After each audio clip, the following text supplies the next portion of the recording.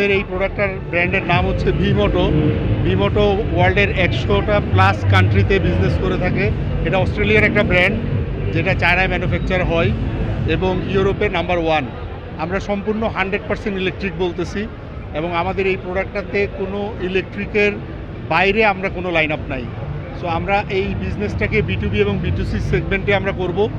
আমরা যারা ride sharing আছে এবং বিভিন্ন ফুড পান্ডা বা যারা আছে তাদের জন্য আমাদের গাড়িগুলো আসবে।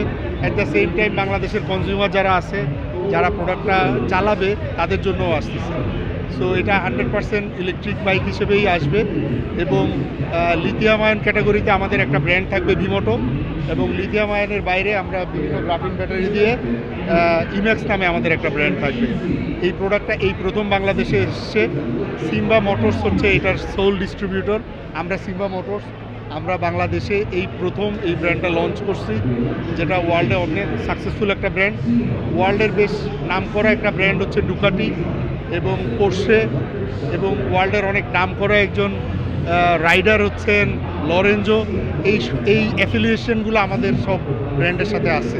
নর্মালি আমাদের সবচাইতে যেটা আমরা পাওয়ারফুল বাইক বলতেছি স্ট্যাশ। এই স্ট্যাশ বাইকটা দিয়ে আপনি 300 টাকার কমে আপনি একবার ফুল চার্জে চট্টগ্রাম চলে যেতে পারবেন। তো এইটা আমি একটা গ্রাউন্ড ফ্যাসিলিটি বললাম।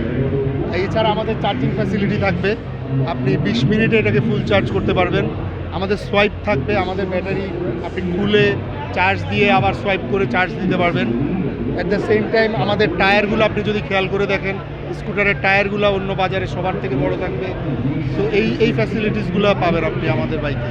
আচ্ছা, প্রথম যে বিষয়টা বলতে চাই সেটা হচ্ছে বাংলাদেশে ইভি বাইক অনেক আগে থেকেই আমরা দেখে আসতেছি, কিন্তু যেটা মেইন যে বিষয়টা সেটা হচ্ছে এখন পর্যন্ত কেউ সেই আস্থাটা, মানুষের যে ট্রাস্টটা, আফটার সেল সার্ভিসটা, সেটা অ্যাচিভ করতে পারে নাই।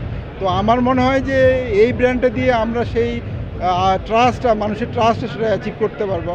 কোয়ালিটি অনুযায়ী রেট আমরা ম্যাক্সিমাম যত কম করা সম্ভব সেটা আমরা করার চেষ্টা করতেছি। আমরা আমাদের মাতারের সাথে কমিউনিকেশন করতেছি এটা যেন আরও অ্যাফোর্ডেবিলিটির মধ্যে নিয়ে আসতে পারি। যেহেতু আমরা জার্নিটা শুরু করলাম কেবলমাত্র, ইন ফিউচারে আমরা আশা করতেছি যে এটা আরও বেটার আমরা প্রাইজিং ক্ষেত্রে আমরা কাজ করতে পারবো আর কি।